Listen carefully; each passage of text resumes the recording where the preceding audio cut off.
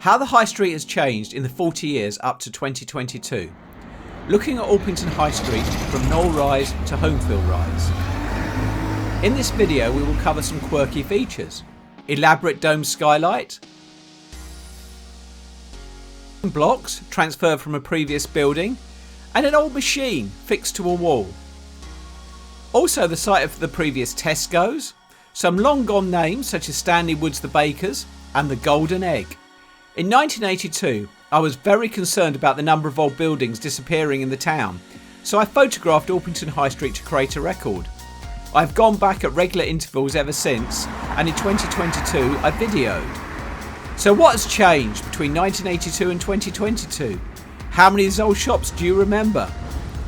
Please subscribe to get updates as I release them. Brought to you by Eclectic Experience, change seen through images. Starting on the left hand side, looking down the High Street from Knoll Rise. In what is now Amano, was in 1982 the Seaboard showroom. As with most of this side of the High Street, the actual buildings have hardly changed at all in 40 years. However, there has been considerable change to the shops and the shop fronts. On the side of Amano, on Knoll Rise, there is a green box. It has been there for a very long time. This picture shows it, zooming in 1992, when Seaboard was the tenant. Then it survived the 2002 refurbishment, when British bookshops, Sussex Stationers, occupied the building. Then, by 2012, it was the Fabric Place. Then again, by 2022, after another refurbishment, it was Amano. So what is it? Looking closely, it is actually to recharge budget meter keys, from when this was Seaboard, the electricity company. There is also a sticker saying it was withdrawn from service on the 21st of June 1998. Going back to 1982, next to Seaboard was Granada, and then the Orpington Times, which in the pre-internet era had a large enough circulation to warrant a high street presence. Of note is the old style curved window shop front. It is also worth noting the stones preserved in the brickwork at the bottom of the shop. When the shop front was changed, the stones were kept and can be seen here in 2007 and then in 2022. Sweeping down the shops in 1982, there are a lot of long gone names, including the Golden Egg, a cafe, and James Terry, a men's clothing shop.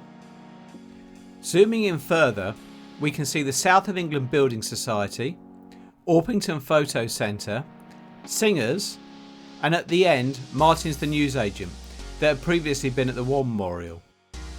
By 1992 Granada is still there, but the Orpington Times has gone, replaced by the Halifax. The Opticians has been taken over, the Golden Egg is now Poppins, and James Terry is still there. In 1997 Halifax has changed signage, the Opticians has gone, but Poppins and James Terry remain. If we look again in 2007, 5 years on, most shops have changed. Your Move has taken over from Halifax and is still there today. By 2012 we see the Asian Mini Mart, New Homes, and that Poppins is now the Star Cafe. James Terry has still survived, and if we look at the other end of the block, Clinton Cards is still there along with Singers. By 2017 we see that some of the oldest shops from this survey have gone. James Terry has been replaced by the Mega Sun Tanning Salon, Singer by Valentine and Turner, and Clinton's Cards by Finch House. Doing some direct comparisons between 1982 and 2017, 35 years, all the shops have changed.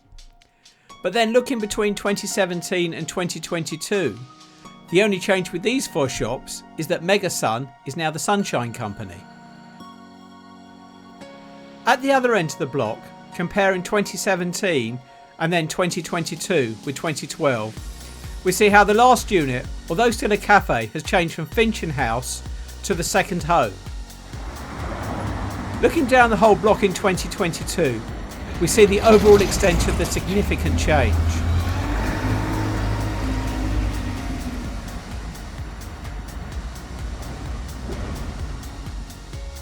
Now back to the other side of the road to 1982, and the shops are very different. If we zoom in along this parade, we can see a lot of long gone names. In this section, every shop except for the banks has changed. In 1982 there were more independent shops, including Cramphorn's and Stanley Woods the bakers. In 1982, Tesco was on the High Street. When it left this building, it did not return to Orpington until the late noughties with a new store at the War Memorial. This shop had 2 floors. Downstairs was food and upstairs was homewares. After Tesco's left, Bon Marsh and Thornburrows occupied this building for the rest of this survey until they both closed in recent years. If we look above the empty shops in 2022, we can see that the building has been refurbished. If we look at the rear views, we get a good sense of what has changed, with the yellow being the modernised area.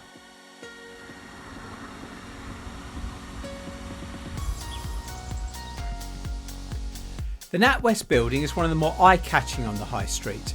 It was built in the early 20th century. One feature that can still be seen in 1982 that is now gone is an elaborate skylight. Zooming in, we can see it here. In 1982 the bank was smaller, with a door on the side. This changed with the expansion.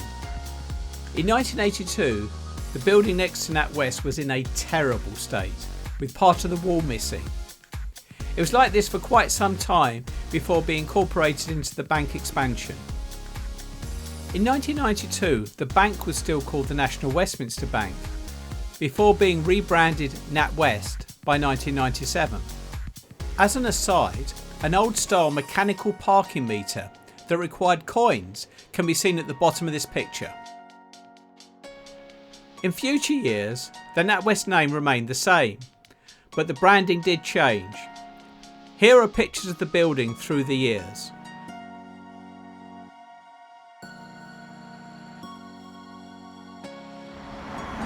Looking at the video in 2022, we see the main buildings in this section, with the exception of NatWest and the old Tesco's. The actual buildings themselves have hardly changed. The shops and the shop fronts, however, have significantly changed. In 2022, we see the Ephesus Restaurant, VTB Mobility and HSBC. Going back, HSB used to be called the Midland Bank, and for many years Pizza Hut used to occupy the restaurant position. The middle unit has had several different tenants, including Wordsworth and Cycles UK.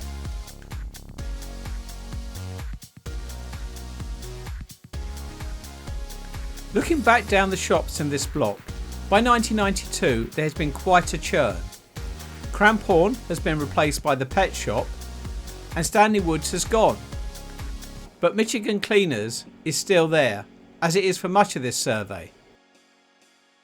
If we look at the businesses above the shops, we can see Speed Cars above the end unit. This was still there in 1997. In 1997, Wilkinson's Opticians occupies the end unit and is still there in 2007, though rebranded. Also by 2007, almost all the shop fronts are fully glazed. Above the shops, we can now see Manic Solicitors, with a door onto the High Street. In 2017, Michigan Dry Cleaners has now gone and is replaced by Stack's DIY, next to the olive tree. Manic Solicitors has also expanded and now has a shop front where Sparrows once was. And further along, Speedy Cars occupies the offices above Wilkinson's. If we look in 2022, many of the units are the same as those in 2017, though the unit next to Thornburrows has changed from Bakers to Wimpy. There has been so much change. In 1982 there were a lot of businesses that did not stay until the 1990s. They also had old style shop fronts. I've highlighted only some of the changes and focused on the old businesses I remember, but there is so much more there. I will be working my way through the High Street, aiming to make similar videos, so please subscribe to the channel, click the alerts bell and add comments, especially with any additional information. Thank you for watching Eclectic Experience, change seen through images. The following screens contain links to other videos on the High Street, which I hope you'll enjoy.